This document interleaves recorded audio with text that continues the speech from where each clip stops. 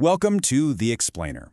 So today, we're going to talk about a really powerful idea, a simple shift in how you think about success and fulfillment that could honestly change everything. It all starts by pushing back against this constant pressure, the pressure to be bigger, louder, and more visible.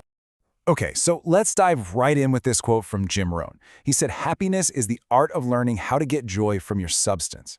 I mean, just think about that for a second.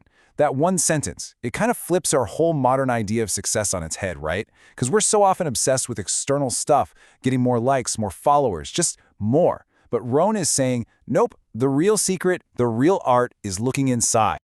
All right, so he throws out this word, substance. What in the world is he talking about?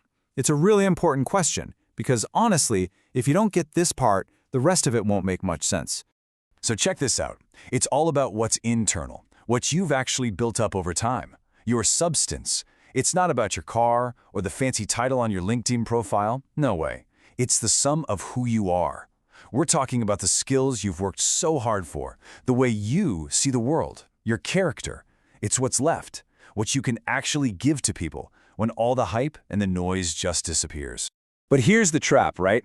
Our culture today, it pretty much tells us to forget about our substance. Instead, it's all about what the marketing genius Seth Godin calls selfish shouting. You know what that is. It's just trying to be the loudest person in the room, screaming for attention. And this old saying, it nails it. It's the perfect picture of this mindset trap. When we're doing that selfish shouting, we're being the pessimist. We're totally obsessed with the whole, the followers we wish we had, the validation we're not getting. But the alternative is to be the optimist, to see the donut, to focus on the real, solid stuff, our substance that we already have right now. Okay, so the opposite of all this shouting, it's not just being quiet, it's something way more powerful. It's a total shift in focus, a completely new way of looking at what we're even trying to do. Think about it. We are literally trained by social media, by everything, to ask this question. How do I get everyone to notice me? It's all about shouting into the void, right? Just hoping anyone listens. And let's be real, it's exhausting. And most of the time, it just doesn't work. But what if we just threw that question out? What if we asked this instead, a much smaller, more human question?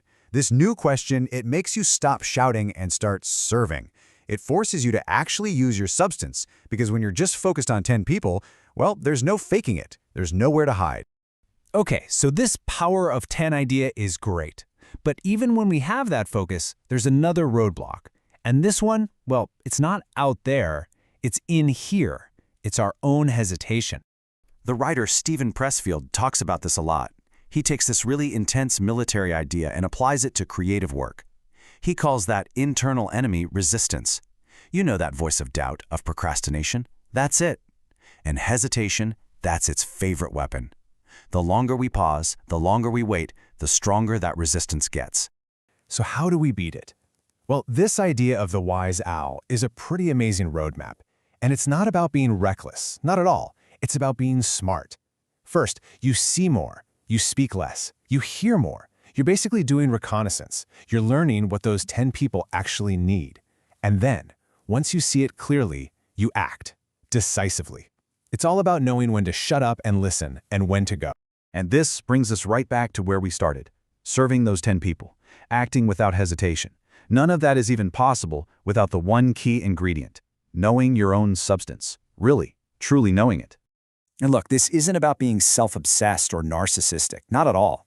It's about doing the hard foundational work to figure out what it is that you uniquely bring to the table. It's about knowing your strengths, your values, your weird quirks, so you can use them with real confidence. This is a great way to think about it. It's a list you see a lot in coaching, and it shows you that substance is an inside-out job. Your character has to come before your performance. Being a good person, being willing to learn, that's the bedrock. Everything else is built on top of that. Plain and simple, your substance is only as solid as your character. So when you put all these pieces together, right, focusing on your substance, serving a small group, acting decisively, it completely changes the game. It totally redefines what you even think of as success or growth. I mean, think about the typical big launch. It's all hype, all stress, all hustle. And usually, it's like a firework, a big flash, and then, poof, it's gone. But this other way, the gradual build, it's different. You start by serving those first 10 people so well that they become your biggest fans. They have to tell 10 more people.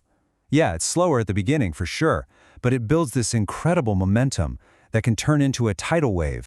The writer Albert Camus had a beautiful way of saying this. Real generosity toward the future lies in giving all to the present. It's a powerful reminder, isn't it? Stop worrying about some massive launch way down the road.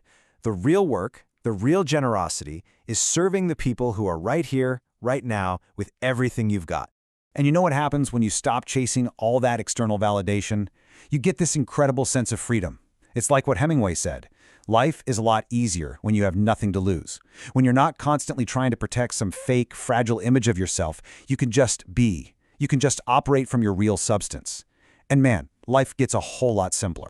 And that freedom, that's where real connection happens. When you're coming from a place of abundance, knowing you have this substance to draw from, instead of a place of scarcity, you just have more to give.